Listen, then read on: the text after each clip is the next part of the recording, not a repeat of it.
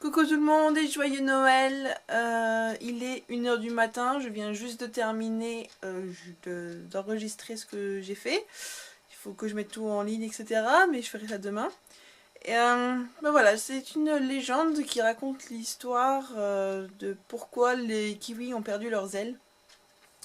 Et donc voilà, c'est l'histoire d'entre deux dieux, le dieu de la forêt, Mahuta, et son frère, le dieu des oiseaux, Hoka Hoka. Et voilà, donc ça explique pourquoi les kiwis n'ont plus d'ailes et pourquoi ils sont sur le sol maintenant. Voilà, j'espère que ça vous plaira, j'ai pas eu trop le temps de travailler dessus, donc ben, ça sera un peu simple, mais voilà, au moins je vous aurai envoyé quelque chose. Joyeux Noël et gros bisous à tout le monde. Dans cette histoire, je vais parler de Tane Mahuta, le père de la forêt, le père des arbres, de son frère Tane Hoka Hoka, le père des oiseaux.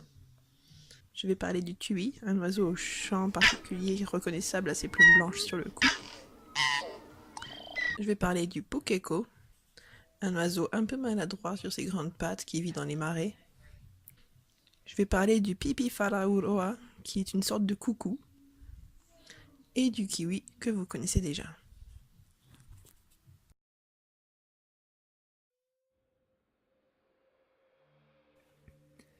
Un jour, Tane Mahuta marchait à travers la forêt. Il regardait ses enfants, les arbres s'élever vers le ciel, et il remarqua qu'ils commençaient à être malades.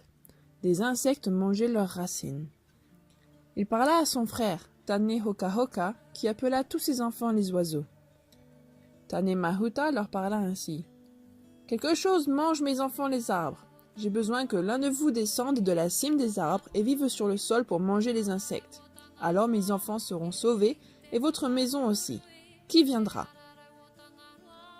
Tout était silencieux et aucun oiseau ne parlait. Tane Hoka Hoka se tourna vers Tui. « Tui, descendras-tu de la cime des arbres ?» Tui regarda vers la cime des arbres et vit le soleil filtrer entre les feuilles. Tui regarda vers le sol sombre et froid et frissonna. « Kao, Tane Hoka Hoka, il y fait trop noir et je suis effrayé par le noir. » Tout était silencieux et aucun oiseau ne parlait. Tane Hoka Hoka se tourna vers Pukeko. « Pukeko, descendras-tu de la cime des arbres ?» Pukeko regarda vers la cime des arbres et vit le soleil filtrer entre les feuilles. Pukeko regarda vers le sol froid et humide et frissonna. « Kao, Tane Hoka Hoka, c'est trop humide et je ne veux pas me mouiller les pattes. » Tout était silencieux et aucun oiseau ne parlait. Tane Hoka Hoka se tourna vers Pipifara-uroa. « Pipifara-uroa, descendras-tu de la cime des arbres ?» Pipifara-uroa regarda vers la cime des arbres et vit le soleil filtrer entre les feuilles. Pipifara-uroa regarda autour de lui et vit sa famille. « Kao, Tane Hoka Hoka, car je suis occupé en ce moment à construire mon nid. » Tout était silencieux et aucun oiseau ne parlait. Grande était la tristesse dans le cœur de Tane Hoka Hoka, car il savait que si aucun de ses enfants ne descendait de la cime des arbres, non seulement son frère perdrait ses propres enfants les arbres, mais les oiseaux n'auraient plus de maison. Tane Hoka Hoka se tourna vers Kiwi. « Hé Kiwi, descendras-tu de la cime des arbres ?» Kiwi regarda vers la cime des arbres et vit le soleil filtrer entre les feuilles. Kiwi regarda autour de lui et vit sa famille. Kiwi regarda la terre froide et humide. Il regarda une fois de plus autour de lui, se tourna vers Tane Hoka Hoka et dit « J'irai !» Grande fut la joie dans les cœurs de Tane Hoka Hoka et Tane Mahuta, car Kiwi leur donnait de l'espoir. Mais Tane Mahuta sentit qu'il devait prévenir Kiwi de ce qui allait arriver. « Hé Kiwi, est-ce que tu réalises que si tu fais ça, tu devras avoir des jambes fortes et épaisses pour pouvoir découper les bûches et marcher sur le sol. Tu perdras tes magnifiques plumes colorées et tes ailes.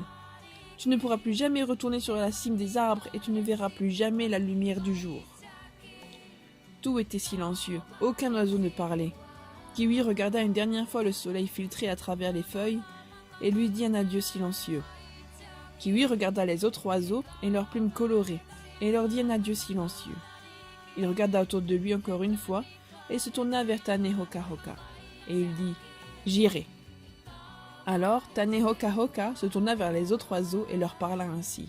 « Tui, parce que tu étais trop effrayé pour descendre de la cime des arbres, à partir de maintenant, tu porteras 2 plumes blanches à la gorge comme marque de ta couardise. Pukeko, puisque tu ne voulais pas avoir tes pieds mouillés, tu vivras pour toujours dans les marais.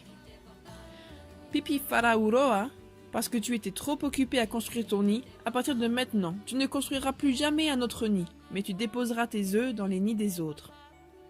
Mais toi, Kiwi, par ton grand sacrifice, tu deviendras le plus connu et le plus aimé de tous les oiseaux.